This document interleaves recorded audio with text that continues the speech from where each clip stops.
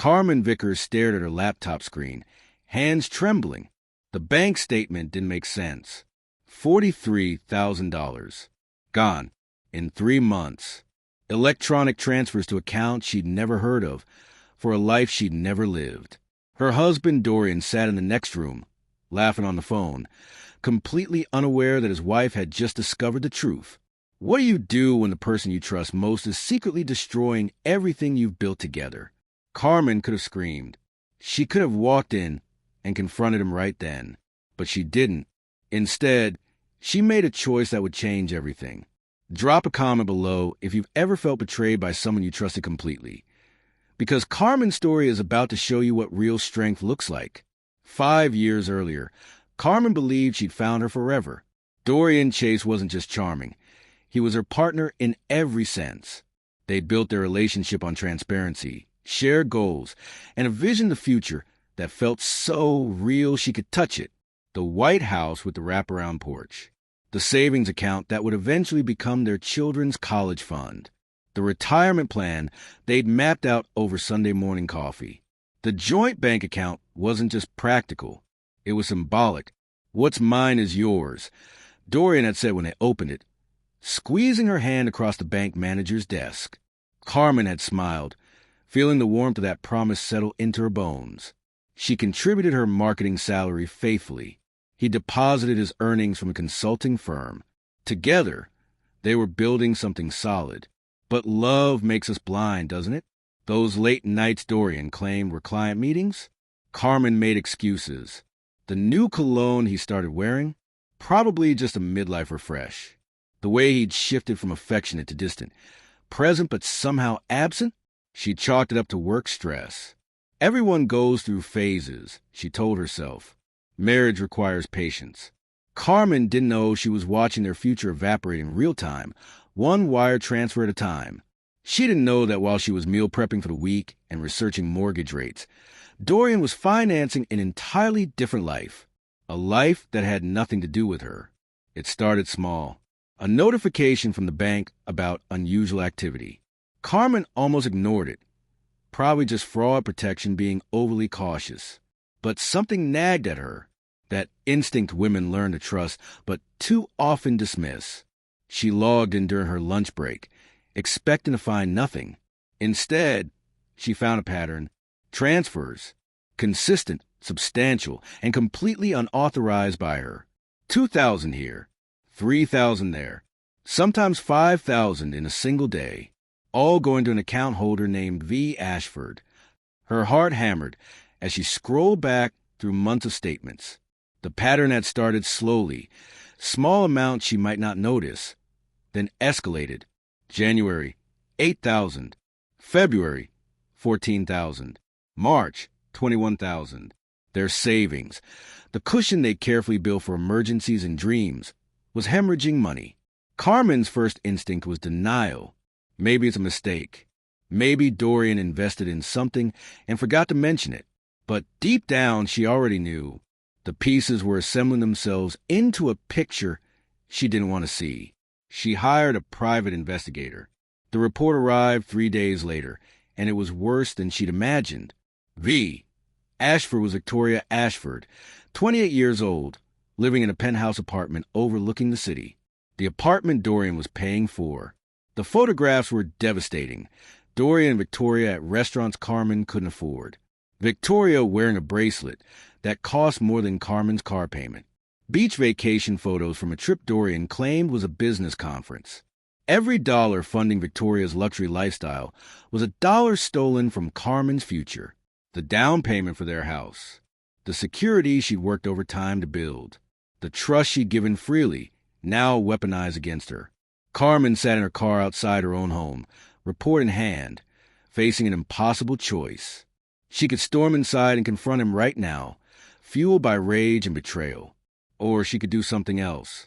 Something Dorian would never expect. Have you ever had to choose between confronting someone immediately or playing a long game? Tell us in the comments, because what Carmen decided next would determine everything. Carmen walked back into her house, that evening wearing a mask. Calm, normal, unbothered. Dorian kissed her cheek and asked about her day. She smiled and said it was fine. But inside, Carmen had transformed. The woman who trusted blindly was gone.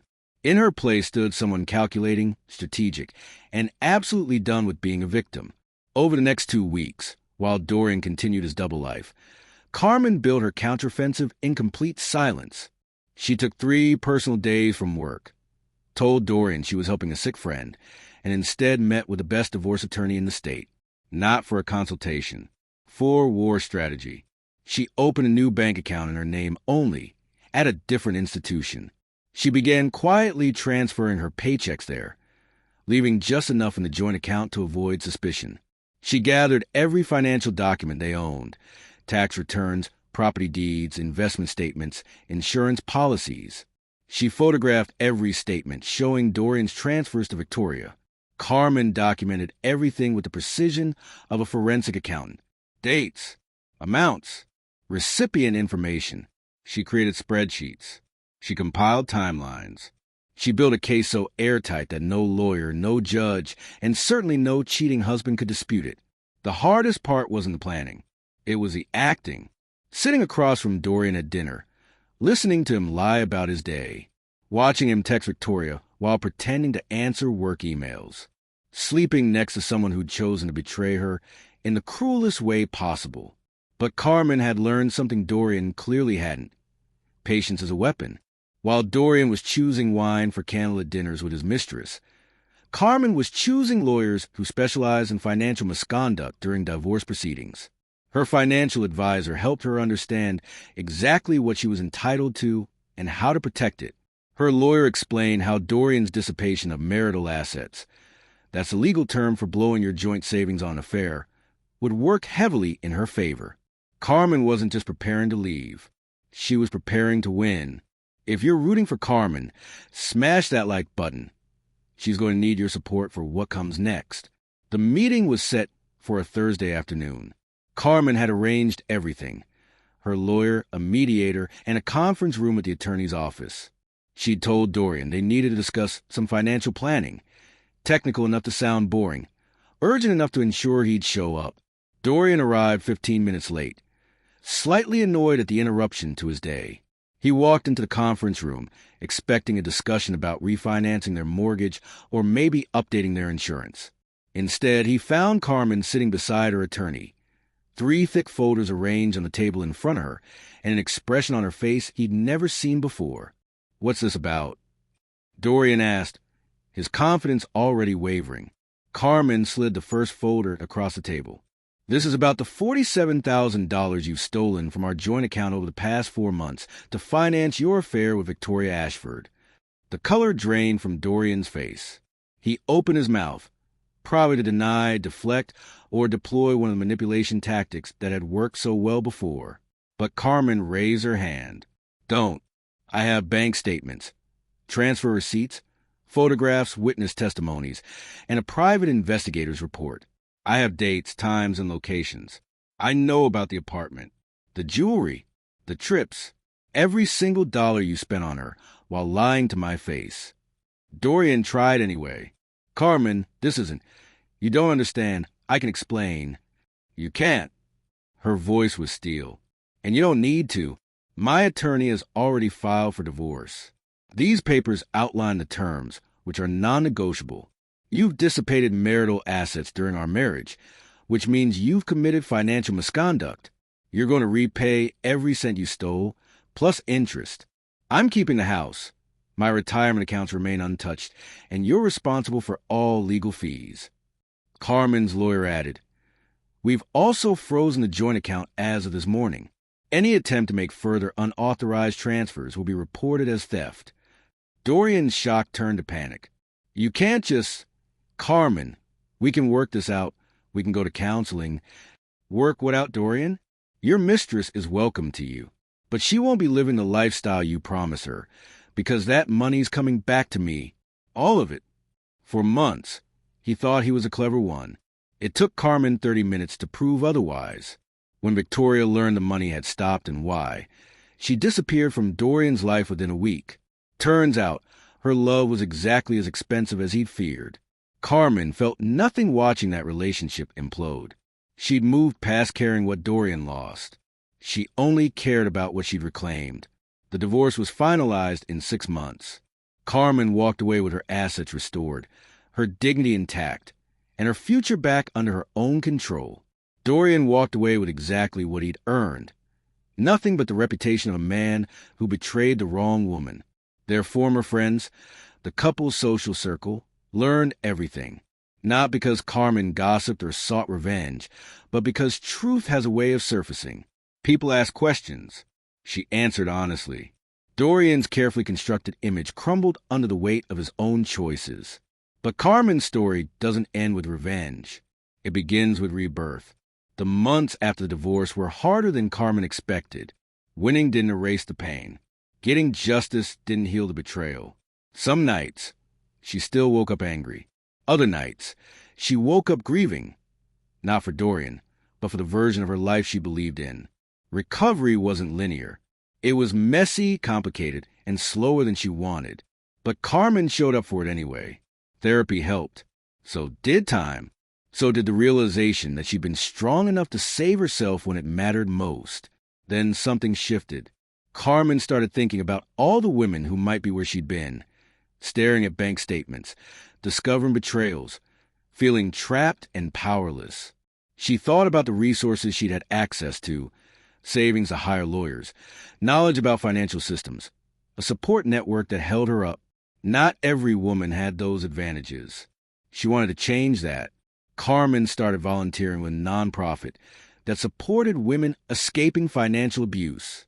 She helped them understand their rights, navigate banking systems, and build independence. She connected them with attorneys who offered sliding scale services. She taught financial literacy workshops. She sat with women who were terrified and showed them, through her own story, that survival was possible.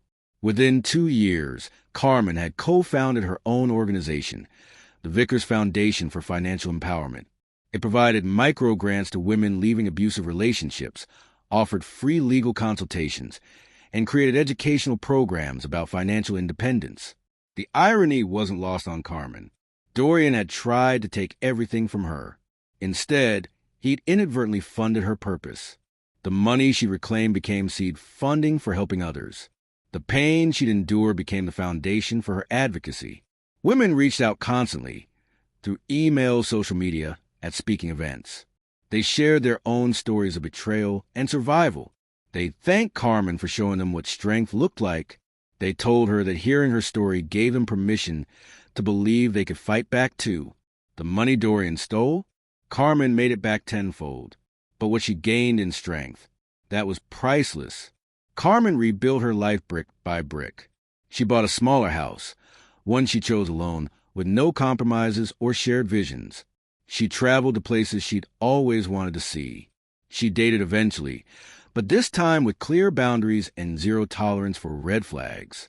She learned that being alone was infinitely better than being with someone who made her feel invisible.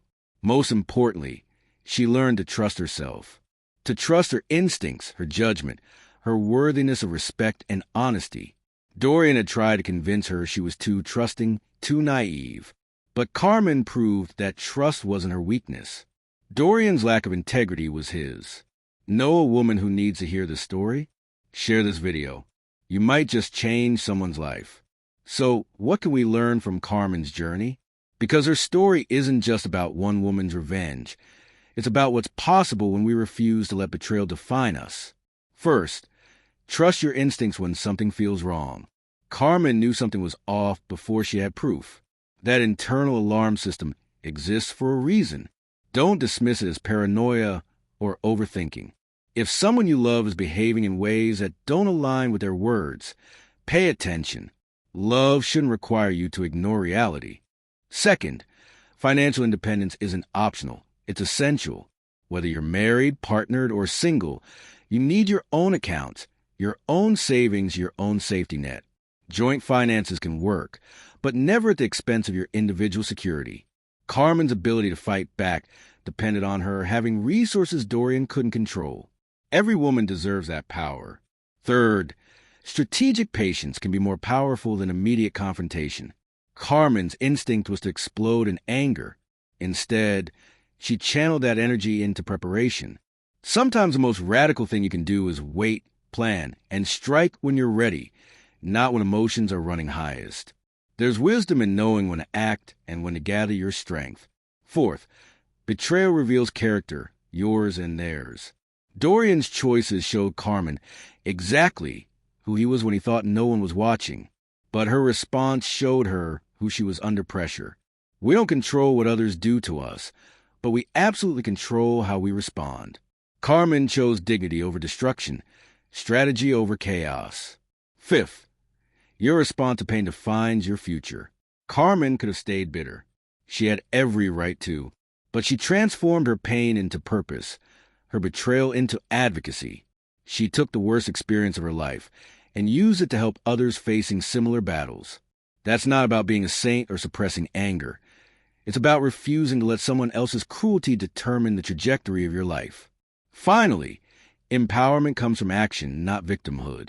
Carmen didn't wait for Dorian to fix what he'd broken. She didn't hope he'd suddenly become honest. She didn't give him the power to decide her future. She took action, calculated, strategic, devastating action. And in doing so, she moved from victim to victor. Have you ever felt trapped? Have you ever wondered if you had the strength to rebuild after everything fell apart? Carmen's story answers that question with a resounding yes. You do have that strength. It might be buried under fear or exhaustion or heartbreak, but it's there. And sometimes the hardest moments reveal just how powerful we really are. Carmen Vickers today is thriving. She runs her foundation, speaks at conferences, mentors young women entering abusive relationships, and lives a life completely on her own terms. She's financially secure, emotionally whole, and surrounded by people who value her for exactly who she is. Dorian occasionally tries to contact her, always around holidays, always with some version of, "I made a mistake." She blocks him every time without a second thought. Because Carmen learned something crucial. Closure doesn't come from the person who hurt you. It comes from choosing yourself consistently and unapologetically, until choosing yourself becomes as natural as breathing. Her story reminds us that betrayal doesn't have to be the end. Sometimes it's the beginning, the catalyst that forces us to discover strength we didn't know we possessed. The moment that teaches us to stop shrinking for people who are only comfortable with our smallness.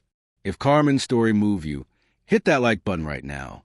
Drop a comment, share your thoughts or your own experience.